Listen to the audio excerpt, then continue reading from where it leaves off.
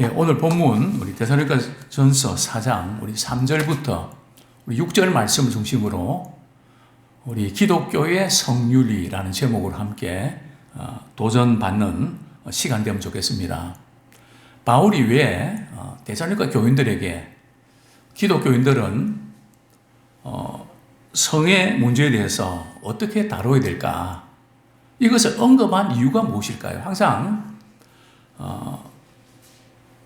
바울이 서신서를 쓸 때는 그 당시의 상황이 그 문제가 심각했기 때문에 이 부분을 다루고 있는 것입니다. 당시 이제 이교 사회는 음행이 심각했습니다. 뭐 예를 들면 당시에는 한 남자가 아내 이외에 다른 여자 첩을 둘 수도 있고 다른 여자와 성관계를 맺어도 된다. 이것이 상당히 보편화되어 있었습니다. 그게 이제 문제가 되지 않고, 그래서 아내는 가사 문제를 다루고, 뭐 상속받는 그 부분에 책임지는 그 정도, 그만큼 아내의 지위가 많이 흔들렸던 것을 우리는 보게 되는데요. 그래서 초대교회에서 공회가 이제 이 문제를 다루죠. 우리 사도행전 우리 15장 20절 말씀 우리 같이 한번 보겠습니다. 사도행전 15장 20절 초대교회 공회에서도 이 문제를 다루지 않으면 안 될 만큼 당시 상황이 좀 이렇게 심각했는데요. 사도행전 15장 20절 말씀 우리 같이 한번 읽겠습니다. 시작. 다만 우상의 더러운 것과 음행과 목매어 죽인 것과 피를 멀리하라고 편지하는 것이 옳으니, 여기 보면 음행의 문제, 음행을 피해야 된다. 음행을 멀리해야 된다. 이것을 이렇게 지침을 내릴 만큼 심각했다는 거죠. 뿐만 아니라 또 데살로니가 그 신은 어떤 신을 섬겼는데 말이죠. 그 신께 이렇게 제사를 드릴 때에 종교적인 제의가 바로 이제 음행을 허락하는, 그러니까 제사를 드리는 그 절차가 말이죠. 음행을 하는 그런 절차가 있었다는 거죠. 그러니까 이게 성 문제가 많이 이제 무너지고, 또 그 당시나 또 지금도 마찬가지지만은 당시에는 뭐 이렇게 성결한 게 아니고요. 사실은 역사적으로 보면 계속해서 바알신과 아세라신, 물질과 쾌락의 신, 이것이 계속 지금까지 우리 내려오는 것을 보게 됩니다. 또 성경에서 음행의 문제를 이렇게 뭐라고 정의를 내리는가요? 이제 단순히 이제 성적인 범죄뿐만 아니라 하나님 외에 다른 신을 섬기는 것이 성경은 영적인 음행으로 다루고 있습니다. 다른 신들을 섬기는. 정말 우리가 기독교인들이 우리 하나님을 섬기고 또 상황에 따라서는 가서 점도 치고 뭐 이것을 그냥 짬뽕으로 하는 경우들은 대단히 위험합니다. 제가 여러 번 말씀을 좀 드린 것 같습니다.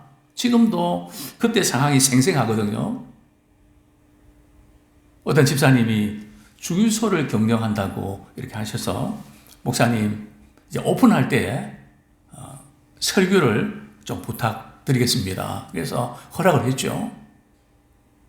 그런데 이분이 좀 이렇게 뭐 주변에 무슨 이야기를 들어서 그런지 그냥 구술했다는 거 아닙니까? 그래서 그 주유소에서 이렇게 구술하고 며칠 후에 그만 그 주유소가 화재가 난 겁니다. 저는 그 소리가 얼마나 놀랐는지요. 정말 하나님께서는 이 우상, 그게 이제 영적인 음행을 여길 만큼 그렇게 싫어하거든요. 그래서 참, 사람도 죽고 이래갖고, 정말 마음이 참 아팠던 기억이 납니다. 음행은 다른 신을 섬기는 것, 또 뿐만 아니라 말이죠. 하나님보다 세상의 다른 것을 더 사랑하는 게 영적인 음행입니다. 자식을 더 사랑하면, 돈을 더 사랑하면, 일을 더 사랑하면 우리가 열심히 최선을 다해야 되지만 하나님을 잊을 만큼, 하나님 멀리할 만큼 마음이 다 빼앗겨버리면 그것이 성경은 영적인 음행이다, 이렇게 경고하고 있습니다.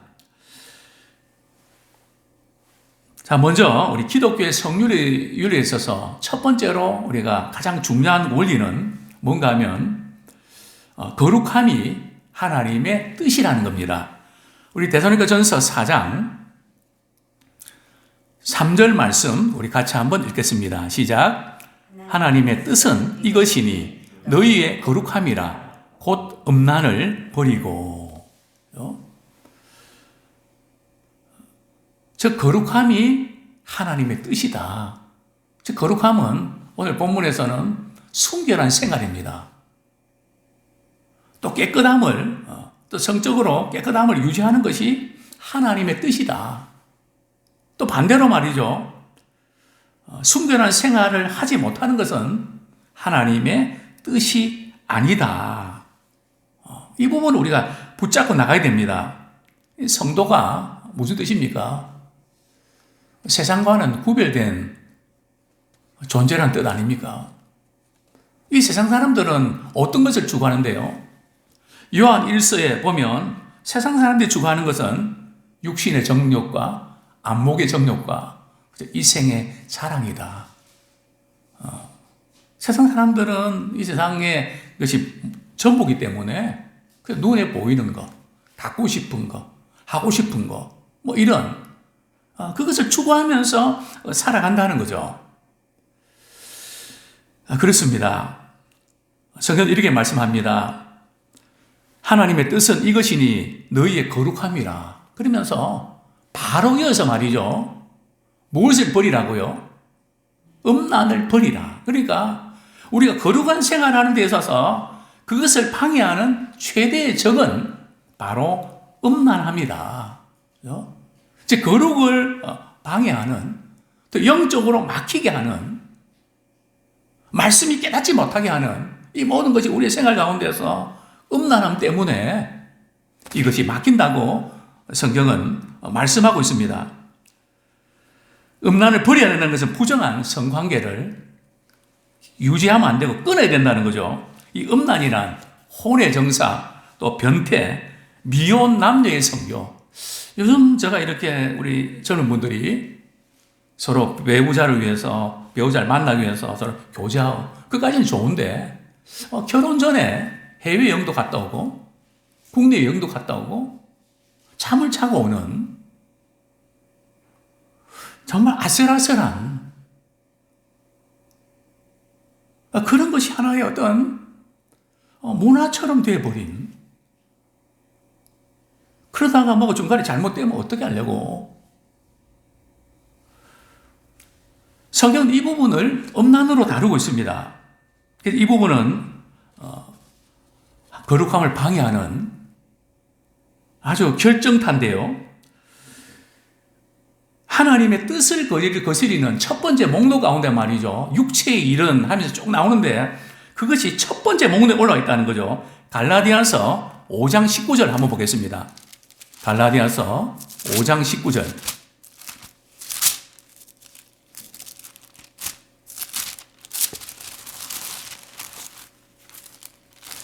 같이 한번 읽겠습니다. 시작. 육체의 일은 분명하니 곧 음행과 더러운 것과 호색과. 육체의 일을 이렇게 다루면서 제일 첫 번째 목록으로 이렇게 올라오는 것이 바로 음란이라는 것이죠. 자, 그 다음에 우리 에베소서 뒷부분입니다. 5장 5절. 에베소서 5장 5절. 같이 읽겠습니다. 시작. 너희도 정녕 이것을 알거니와 음행하는 자나 더러운 자나 탐하는 자 곧 우상숭배자는 다 그리스도와 하나님의 나라에서 기업을 얻지 못하리니. 자, 기업을 얻지 못한다는 것은 하나님 나라에 들어가지 못한다는 거죠. 목사님, 그러면 다윗처럼 한번 그렇게 또 이렇게 잘못한 경우도 못 들어갑니까? 우리 고린도전서나 이 전체 맥락에 볼 때는 그렇진 않습니다. 설령 우리가 실수했다 할지라도 회개하고 돌이켜서 다시는 그렇게 하지 않는, 그러나 이 부분을 계속 말이죠, 죄의식도 없이 그 부분에서 계속 머무르게 될 때 그런 사람들은 하나님의 나라를 기업으로 받지 못한다. 계속해서 그 부분을 다루고 있거든요. 갈라디아서도 다루고 있고. 또 한 구절 더 보겠습니다. 골로새서 3장 3절 뒷부분입니다. 골로새서 3장 3절 우리 같이 한번 보겠습니다. 시작. 이는 너희가 죽었고 너희 생명이 그리스도와 함께 감추어졌습니다. 이 부분이 아니고요. 잠깐만요. 예. 골로새서 3장 5절입니다. 죄송합니다. 골로새서 3장 5절 우리 같이 읽겠습니다. 시작. 그러므로 땅에 있는 지체를 죽이라. 곧 음란과 부정과 사욕과 악한 정욕과 탐심이니 탐심은 우상 숭배니라. 이도 보면 이 음란이 항상 이렇게 육체의 일을 다룰 때에 첫 번째 리스트에 올라갈 만큼 이 부분을 이렇게 심각하게 다루고 있음을 보게 됩니다. 자, 두 번째 기독교 성윤리의 두 번째 원리가 뭘까요?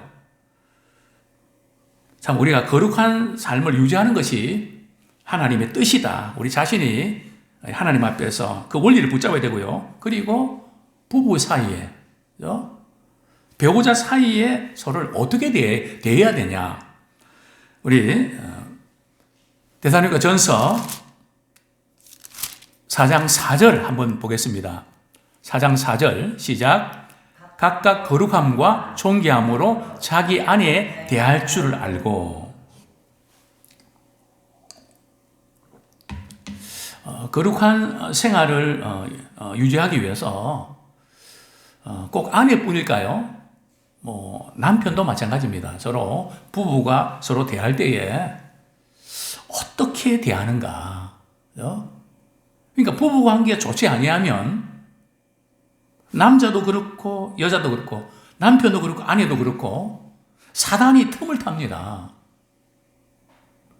그래서 음란의 죄에 빠지게 되는, 유혹의 죄에 빠지게 됩니다. 그렇기 때문에 성경은 아내와 남편의 관계가 부부 관계도 좋아야 된다.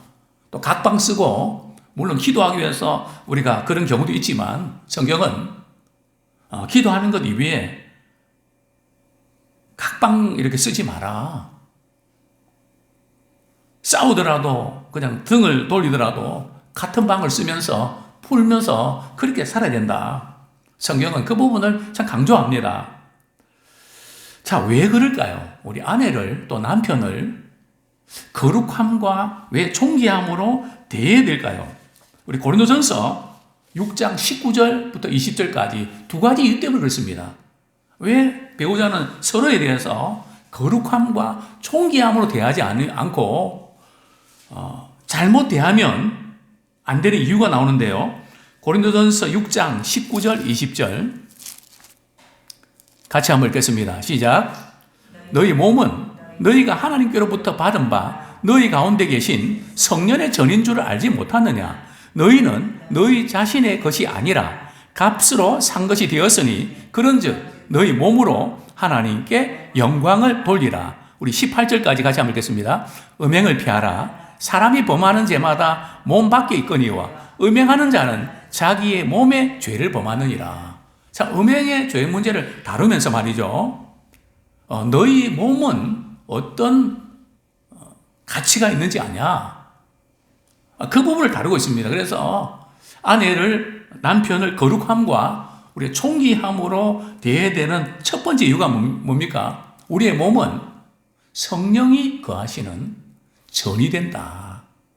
그죠? 우리의 영혼뿐만 아니라 우리 몸도 말이죠.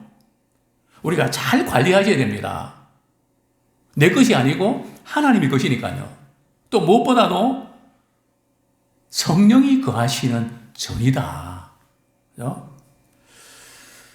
그렇기 때문에 우리는 서로를 대할 때에 참 성령께서 거하시는 전이다. 그런 마음으로 우리가 서로에 대해서, 배우자에 대해서 거룩함과 존귀함으로 이렇게 대하는 그것이 필요합니다.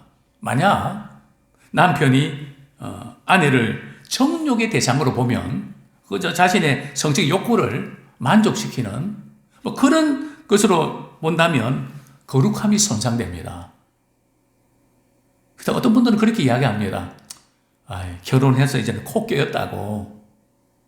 그래서 이제 좋은 날 다 지났다 그러죠. 그래서 결혼을 마치 감옥으로 생각하는데 우리가 하나님께서 우리에게 주신 결혼 제도를 보면 그게 아니고요.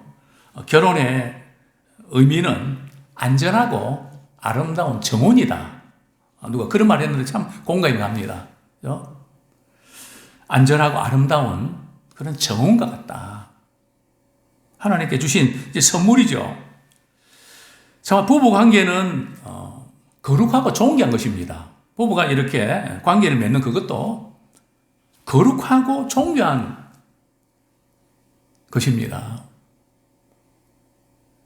그래서 저는 우리 결혼 예비학교에서 이렇게 결혼하고 첫날 밤 지낼 때에 또 이제 자녀를 바로 이렇게 갖고 싶고 이럴 때 꼭 기도하면서 관계를 맺어라.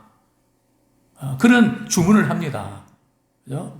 하나님이 우리에게 주신 이 부부는, 이 부부 관계는 굉장히 귀한 일입니다. 우리 오해서는 안 되는 것은 말이죠. 성적인 이 본능은 하나님 우리에게 주신 선물이거든요. 그걸 갖다 섹스 디자이라 그럽니다. 문제는 섹스 버닝입니다. 우리는 다 이렇게 육체적인 어떤 성적 욕구들이 있는데요. 그것이 너무 강렬해서 실제로 행동으로 옮기는, 이제 그것이 위험한 거거든요. 그것이 문제를 일으키는 것입니다. 그래서 성경은 서로를 대할 때에 우리의 몸은 뭐라고요?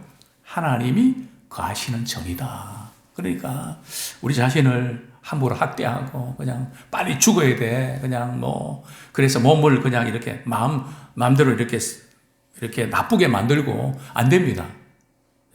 자, 두 번째 이유가 뭡니까? 우리 몸은 값으로 산 것이 됐다는 거죠. 어떤 값입니까? 그리스도의 피값으로 우리를 사셨단 말이죠. 그렇기 때문에 우리는 우리의 영혼뿐만 아니라 우리의 몸으로 하나님께 영광을 돌려야 될 존재입니다. 그래서 우리의 몸은 누구 것이라고요? 내 것이 아니고, 결혼했으니까 내 것이 아니고 하나님의 것입니다. 그래서 우리는 하나님께 영광 돌려드리는 크기에 초점을 맞춰야 됩니다. 자, 세 번째로 기독교인의 성윤리의 중요한 원리가 뭘까요? 선을 넘지 말아야 됩니다. 요즘 이렇게 성적인 문제에서 선을 넘어버리는 이런 일들이 얼마나 많이 일어나는지 모르겠는데요. 우리 데살로니가 전서 4장 6절 한번 같이 읽겠습니다. 데살로니가 전서 4장 6절 같이 읽겠습니다. 시작. 이 일에 분수를 넘어서 형제를 해하지 말라. 이는 우리가 너희에게 미리 말하고 정한 것 같이 이 모든 일에 주께서 신원하여 주심이라. 5절도 같이 읽겠습니다. 시작. 하나님을 모르는 이방인과 같이 세욕을 따르지 말고. 이방인들이 추구하는 방식은 세욕입니다. 이제 비정상적인 그런 성욕을 만족시키려고 하는, 이게 이제 세상 사람들이 추구하는 방식 아닙니까? 간혹 저는 그런 이야기를 듣습니다. 해외에 이렇게 여행을 가면 여행 코스로 말이죠. 이렇게 밤에 말이죠. 이런 성관계를 맺는 그런 코스가 있는 모양입니다. 그럴 때 우리 아내들은 남편에게 말이죠. 한번 기분 풀고 오라고. 나 다 이해한다고. 근데 문제는요. 성관계를 맺으면 어떤 일이 벌어지는가 하면 그 사람이 갖고 있는 영적인 부분이 말이죠. 옮아옵니다. 그게 이제 무서운 겁니다. 부부가 서로 관계를 맺으면 닮는다 그러잖아요. 영적인 부분에서도 하나 되는, 육체가 하나 되면서 영적으로 영향을 미칩니다. 굉장히 위험한 부분이죠. 세상 사람들은 세격을 쫓는 그 사람 따라 그들을 이렇게 본받고 따라가지 마라. 그래서 너희들은 거룩해야 된다. 자, 그러면서 이제 선을 넘으면 안 되는데요. 오늘 우리 데살로니가전서 4장 6절에 보면 이 일의 분수를 넘어서 오문에 보면 말이죠. 결혼이라는 경계선을 벗어나면 안 된다는 거죠. 성경에서 부부 관계는 결혼 내에서 이루어져야 됩니다. 또 하나님의 방식대로 이루어져야 됩니다.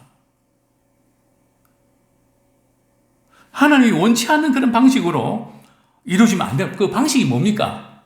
거룩함과 존귀함으로 되어야 된단 말이죠. 이것을 놓치시면 안 됩니다.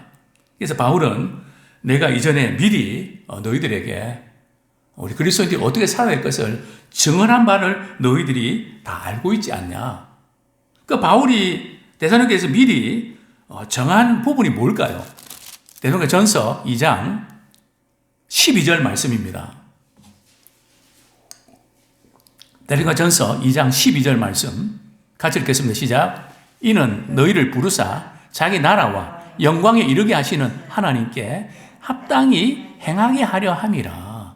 우리 신자는 무슨 일을 하든지 그것이 우리 하나님께 영광을 돌려드리는 일이냐. 우리 하나님께 영광 돌리는 일이 뭔가 하면 매 순간 우리가 결정하고 행동하는 것이 하나님 보실 때 합당하게 행하냐.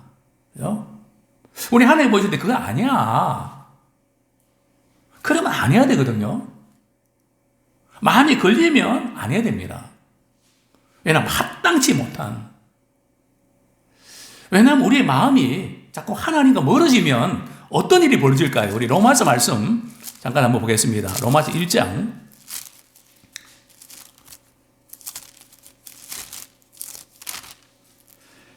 예, 로마서 1장 28절 말씀 같이 읽겠습니다. 로마서 1장 28절. 앞부분은 동성애 문제를 다루면서 이제 이어서 말씀하고 있는데 그 원인이 뭔지를 지적하고 있는데요. 1장 28절 같이 읽겠습니다. 시작. 또한 그들이 마음에 하나님 두기를 싫어하며 하나님께서 그들을 그 상실한 마음대로 내버려 두사 합당하지 못한 일을 하게 하셨으니. 자, 이 부분입니다. 우리의 마음에 하나님을 모시는 것이 부담스러울 때가 있습니다. 하나님 눈 좀 감아주십시오. 그렇게 생각하는. 근데 바로 그때 어떤 일이 벌어지는가 말이죠. 바로 그때 우리의 마음이 상실한 마음이 상했단 말이죠. 애따 모르겠다. 내 자신이 어떤 존재인지 잃어버리고 막 화도 나고 분노도 생기고 말이죠. 나도 모르겠다. 막 상실한 마음으로 말이죠. 그렇게 살아가면 그 다음에 어떤 일이 벌어지는가 하면 합당하지 못한 일을 하게 된다는 거죠. 이 합당하지 못한 일이 이제 29절부터 쭉 나옵니다. 이제 말씀을 맺겠습니다. 좀 이렇게 결단하면 좋겠습니다. 우리 하나님이 주신 범위, 결혼 내에서 우리가 성을 사용하고 또 하나님의 방식대로 거룩함과 존귀함으로 서로를 대하고 또 우리 하나님은 우리의 은밀한 일을 다 보십니다. 우리의 침실에서 일어나는 모든 일까지도 우리 주님은 다 보고 계십니다. 다 듣고 계시고 다 알고 계십니다. 늘 그분 앞에서 우리가 살아가는 우리가 되기 원합니다. 요셉이 그 강한 성적 유혹 앞에서 극복할 수 있는 비결이 어디 있습니까?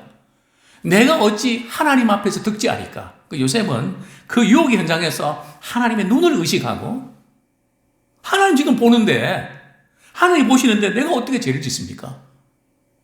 정말 하나님의 눈을 의식하는 우리 모두가 되기를 축원합니다.